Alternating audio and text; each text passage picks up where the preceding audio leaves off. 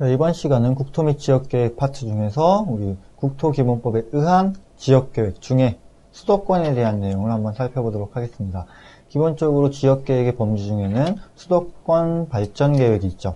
그래서 우선 수도권 발전계획이라는 게 무엇인지 기본적인 틀을 한번 살펴보도록 하고, 그 이후에는 수도권 정비법에 의한 법적인 사항을 한번 살펴보도록 하겠습니다. 자, 그럼 기본적으로 수도권 발전 계획을 수립을 하기 위해서는 우리가 수도권이 무엇인지 알아야 되고요. 수도권이라는 게 어떻게 변화되고 어떻게 공간이 구성이 되는가에 대해서 한번 쭉 보도록 하겠습니다. 자, 수도권 발전 계획. 기본적으로 수도권 발전 계획의 목표 같은 경우는요, 수도권 주민의 삶의 질 제고, 즉 삶의 질의 향상과 수도권의 지속 가능한 도시 발전을 도모하기 위해서 수립됩니다. 그리고 수도권의 국제 경쟁력을 강화하자고 하는 목표에 의해서 수도권 계획이 수립되게 되겠죠. 그래서 수도권 발전 계획, 말 그대로 수도권의 발전하기 위한 전략 계획을 어떻게 수립할 건가, 그런 내용이 되는 겁니다. 자, 기본적으로 수도권 같은 경우는요, 수도권에 인구가 집중하게 되죠. 그렇죠? 수도권에 인구가 집중하게 되고, 주택수의 폭발적 증가, 아무래도 사람이 많이 모여진다면 주택이 부족한 도시화 단계를 거치게 될 거고요. 폐기물, 오수 등의 공해 등의 환경오염이 발생하게 되죠. 이와 같은 상황들이 다 뭐예요? 도시화죠. 도시화. 도시화 중에 어디를 모였어요? 수도권으로 모이는 거죠. 우리나라 도시개발 같은 경우 기본적으로 전국에서 수도권으로 모이잖아요. 그러다 보니까 인구가 집중하고 주택은 부족하고 기타 환경오염 등의 도시 문제들이 발생한다. 그래서 인구가 늘어나면 교통난이 심해지는 거고, 주택 수요가 증가하면 가격이 급등하는 거죠. 또한 환경 문제가 심화되죠. 이와 같은 것을 해결하기 위해서 다획화, 그렇죠? 다획화를 추진하고, 성장 도시 중심의 다획화, 그리고 권역별 다획화, 어떠한 권역을 나누고 어떠한 도시, 성장 거점 도시를 지정해서 분산 정책을 펼친다는 거죠. 수도권 발전 계획의 기본적인 틀이 될 것 같고요. 자, 두 번째로 전략입니다. 선진국형 지식 경제 체계를 구축해서 동부가 중심 도시로 육성하자. 그러니까 기본적으로 지식 경제, 고부가 가치 산업들을 육성하는 그런 산업을 육성하고 지식 경제를 기반으로 동부가, 그렇죠? 동부가죠. 우리나라와 중국, 일본, 동남아시아 그쪽 전체 지역에 중심 도시로 육성을 시키자. 수도권의 공간구조를 다핵 공간구조로 하고 지역별로 자족 도시권을 형성하겠다. 자, 수도권이라는 것의 기본적인 공간 범위는 서울과 인천과 경기권 전체를 다 수도권이라 이야기를 하죠. 근데 다핵 공간구조, 거점식으로 인천, 수원, 용인 개별적인 도시별로 거점 핵을 만들어주겠다. 그리고 지역별로 자족성이라는 건 어떤 거예요? 그 도시 스스로 경제가 됐든 산업이 됐든 혼자 운영될 수 있게끔 만들어라. 서울에 기생하는 도시가 아닌 그 도시 스스로 만들어라. 이와 같은 개념이 될 거고요. 공간구조 구상과 도시 성장 관리를 고려해서 개발 제한 구역의 해제 대상 지역을 설정해라. 도시 공간구조, 도시가 어떻게 확대될 건가 판단해야 되고요. 도시의 성장 관리, 무분별한 확장을 방지하기 위해 설치한 개발 제한 구역, 그린벨트를 어떻게 해제할 것인가. 요즘 이제 점점 더 이상 지정은 없지만 해제는 많이 하잖아요. 근데 해제를 했을 때 무분별하게 해제한다면 도시의 난개발, 어바운 스프롤은 더 가속될 것이니까 그것을 심층적으로 고려하면서 풀어내라. 광역 녹지축을 형성하고 녹지 및 여가 공간에 연결되는 생태여가 관광벨트축을 구축하자. 그러니까 기본적으로 도시공간 개발에서 전체 라인, 축을 구축하자는 거고요. 효율적이고 친환경적인 대중교통 중심의 광역교통체계를 구축해라. 그러니까 아무래도 수도권이라는 것, 수원, 인천, 분당, 용인 이쪽에서 다 들어오는 게 개인 자가용으로 많이 이용을 하죠. 그러니까 그렇게 개인 자가용 들어오지 말고 광역교통체계를 잡아줘라. 그래서 우리는 나중에 좀 나올 GTX 같은 것들, 그렇죠? 광역고속철도 이와 같은 걸 활용해서 그 대중교통 중심 체계를 만들자. 광역시설 서비스를 협력적으로 공급하고 체계적으로 관리하는 시스템을 구축하자. 자, 광역시설. 광역시설이라는 것은 기본적으로 2개 이상의 시군이 연동하는 시설가 같은 게들이 되겠죠. 그러니까 뭐 도로 같은 것만 봐도 광역시설로 세면 되는 게 경기도 뭐 인천과 수원을 연결하잖아요. 분당과 용인, 뭐 화성시와 수원시 이렇게 두 개의 시군을 연결하다 보니까 그것을 관리 운영함에 있어서 광역적 시설 계획이 필요하다는 거죠. 그런 개념이고 광역적 차원에서 대기, 수질, 생태계 보전 등 이런 체계를 구축해라. 하나의 시도에서 따로 시도별로 따로 컨트롤하는 것이 아니라 광역의 느낌으로 수도권이라는 전체적인 큰 바운더리에서 계획을 수립하자. 그래서 이것이 지역계획의 하나의 범주죠. 그러니까 전 국토가 아닌 보다 세분된 지역, 무슨 지역? 수도권이라는 지역을 어떻게 계획할 것이냐. 그런 내용이 될 것 같고요. 자, 그럼 수도권이란 무엇인지를 먼저 좀 알아야겠죠. 그렇죠? 수도권이란 무엇이냐. 자, 수도권은 인천시, 서울시, 그리고 경기도 전역을 포함하는 지역이다. 서울, 경기, 인천이 다 수도권이다. 그래서 1978년 수도권의 인구 재배치 계획 수립 시 수도권의 경계를 최초로 확정했다. 우리 78년 같은 경우 국토정책계획에 국토 제2차죠. 제2차 토종합계획 시 수도권의 인구 분산 정책이 있었고요. 그때 최초로 수도권이라는 곳을 정정한 거죠. 그러니까 이 지역에는 인구가 더 이상 집중하면 안 된다. 그게 어디였다? 서울, 경기, 인천이라는 거죠. 그래서 1982년 수도권 정비 계획법이 제정되고 현재 경계로 수도권이 확정되었다. 즉 82년도에 수도권 정비 계획법이 등장하면서 이제 수도권을 법률 하에서 관리 운용하게 되는 계기를 만들었다. 그래서 면적은 기본적으로 우리나라 국토의 약 11% 정도, 10분의 1 정도 차지하고 있는 게 수도권이 될 거고요. 자, 수도권의 집중화. 전국 면적 대비 11%에 불과하지만 인구는 무려 45%. 10분의 1밖에 안 되는 면적의 인구의 절반가량이 수도권, 서울, 경기, 인천에 몰려 산다는 거죠. 그러니까 엄청난 집중화가 이루어졌다는 거. 그래서 공공기관은 84%. 30대 기업의 본사는 88%가 집중되어 있다.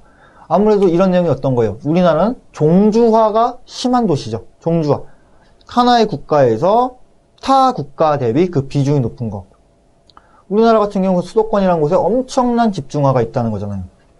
공공기관 84%, 정부기관이 다 모여있다는 거고 30대 기업, 대기업들의 본사도 거의 80%, 90% 육박하게 서울에 다 있다. 그래서 이런 문제를 해결하기 위해서 우리 혁신도시와 기업도시가 등장하는 거잖아요. 혁신도시 같은 건 어떤 거예요? 공공기관, 170여 개의 공공기관을 전국으로 다 분산시키는 거고 기업도시, 기업이 자기들의 개발 이익을 추구하기 위해서 해당 도시에 기업도시를 만드는 거. 그와 같은 것들이 다 국토정책 하에 이루어진다. 그렇죠? 수도권의 집중화에 따라서. 자, 수도권의 과밀 집중은 교통, 환경, 주택, 난개발, 에너지 등의 과밀 비용을 증가한다. 과밀 비용이 뭐예요? 많이 모이니까 비용이 더 드는 거죠. 가령 도로 같은 경우 1시간 통행이 100대라고 한다면 100대의 차량이 원활하게 움직일 수 있단 말이에요. 근데 그 100대의 차량 공간에 200대의 차량이 들어오면 정체가 걸리고 정체로 인해서 기름이 낭비되고 차가 밀리는 사회적 비용이 발생하죠. 그러니까 이런 것들이 다 뭐다? 과밀로 인해서 발생된 문제다. 그러면 어떻게? 분산을 시켜야겠다. 이런 개념이 수도권이다. 수도권에서 제공하는 취업의 기회, 교육, 주택가격, 정책, 교통시설, 편의시설 등의 요인이 작용했다. 그러니까 기본적으로 수도권이라는 것은 취업의 기회도 높고요. 주택, 교육 환경도 좋고, 주택도 좋고, 이런 너무 좋은 그런 매력적인 요소. 그러니까 흡입 요소겠죠. 흡입 요소들이 상당히 크다 보니까 수도권으로 사람들이 많이 모였다. 자, 다음으로 인문 환경을 보면요. 인구는 약 2,495만 명. 우리 5천만 인구 중에서 약 절반 정도. 그쵸? 우리가 아직 5천만 안 됐다고 하지만, 거의 전국 인구의 45%가 수도권에 모여 있고요. 주택 보급률은 이제 115%. 그러니까 주택 보급률은 이제 100%를 넘어섰어요. 그러니까 이런 것들은 세대수 따지고 등록된 주거들 비율 따졌을 때는 보급률 자체는 넘어섰다는 거. 그러니까 등록된 가족의 세대수와 주택이 건설된 총량을 비교했을 때 나오는 보급률이니까 100%는 초과했다는 거. 그래서 이런 수치는 그렇게 중요하진 않을 것 같아요. 주택보급률이 현재 시점과 현실 세계와는 약간의 체감되진 않으니까. 자, 공공기관의 84%, 이제 30대 기업의 88%가 위치하고 있고요. 수도권의 교통 혼잡 비용은 약 12조 8,500억 원이다. 그러니까 국가 전체의 약 54% 정도를 수도권의 교통 혼잡 비용으로 지불하고 있다. 그러니까 차량 정체가 엄청나게 발생하다 보니까 그로 인해 발생하는 사회적 비용이 어마어마하다는 거죠. 이런 문제들이 수도권의 문제다. 다음은 수도권의 세계화입니다. 자, 서울 같은 경우 기본적으로 금융과 국제 업무의 허브의 역할을 하는 것이 서울이 될 것이고요. 인천, 동북아 물류의 중심, 즉 중국과 동남아 등 그런 지역과 세계 해외 지역들과의 물류의 중심이 인천이 된다. 자, 경기도 같은 경우 지식 기반 산업 및 남북 교류의 중심지로 겨점을 잡아줬고요.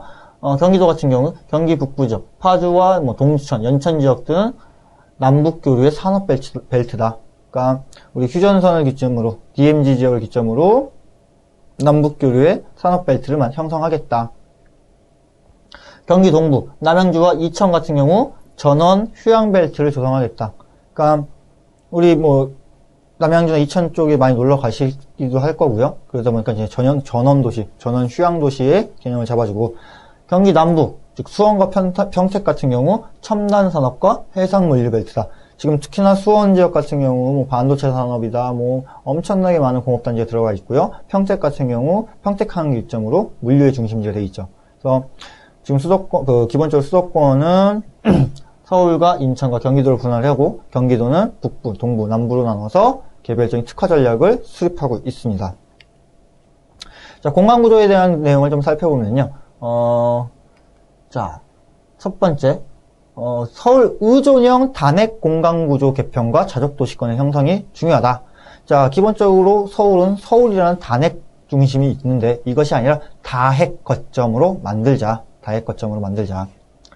친환경 보전과 환경 보전과 친환경적 도시 개발을 필요하고 개발 제한 구역 등 토지 이용 효율성 제고를 통한 경쟁력을 확보해라.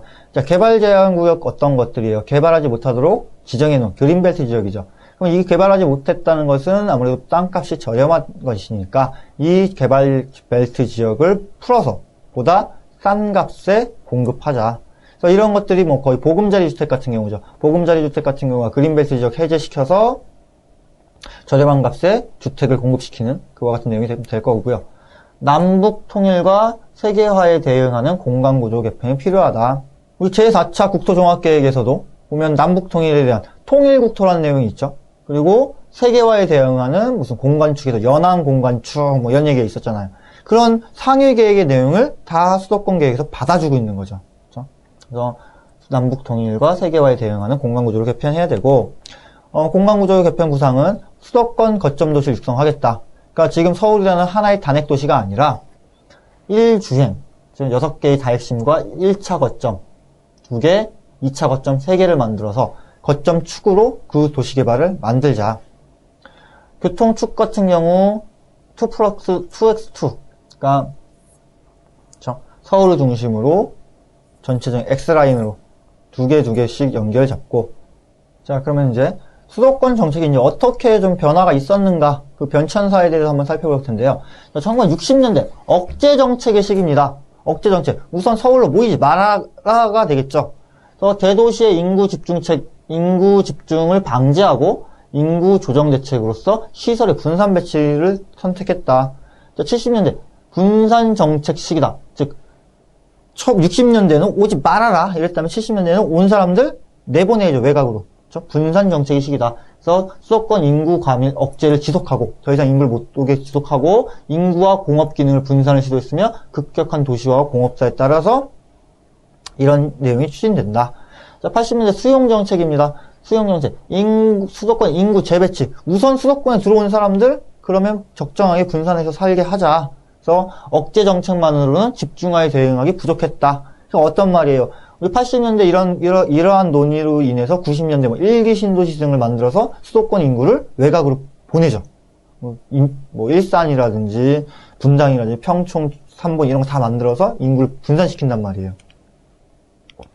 90년대 확대 정책의 시기. 5개 신도시를 건설하고 수도권 인구 안정화를 노력했으며 공간구조 개편, 권역별 정비 방안을 만들었다.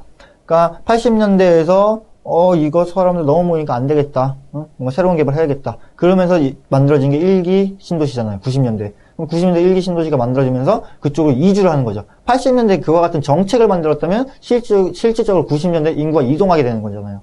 인구는 분산이 된 것이고, 자, 2000년대 들어와서는 국토 균형 개발의 시도 및 상반된 시간이 표출된다. 그러니까 국토의 균형 발전이냐, 수도권의 규제 완화냐, 두 개의 방향이 상충된다는 거죠.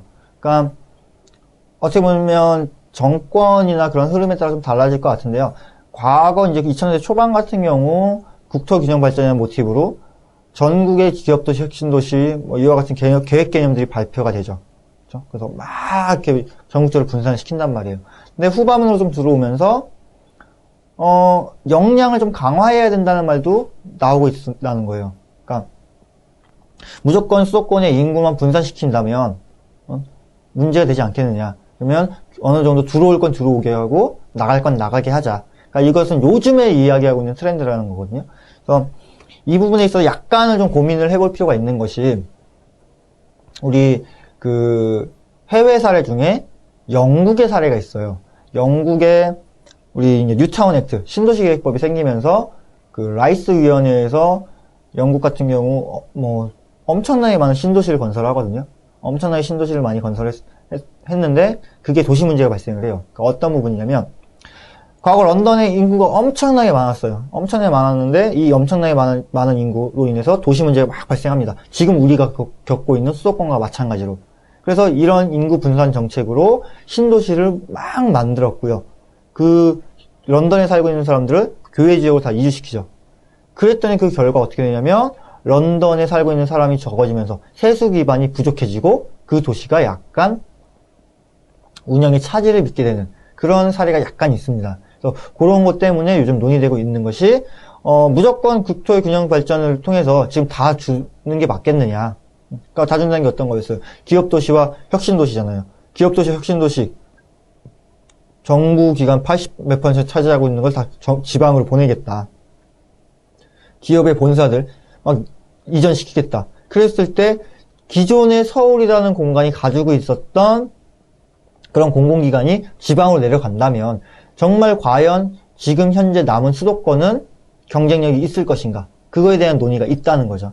그래서 그것에 대한 판단은 아직까지는 좀 시기상조일 수 있겠지만은 이런 부분은 알아는 두시라는 거. 그러니까 수도 균형 발전에 대해서 논의는 됐었고 실질적으로 이제 제4차 국토종합계획이 들어오면서 분권화를 만들어 놓은 계기가 됐는데 그것이 현재 시점에서 정말 타당한 것인가에 대한 논의가 나오고 있다는 거. 자, 이렇게 2000년에 들어와서 국토 균형 발전과 수도권 규제 완화라는 두 가지 계획이 상충되면서 지금 현재 논의 시점이 좀 바뀌었고요.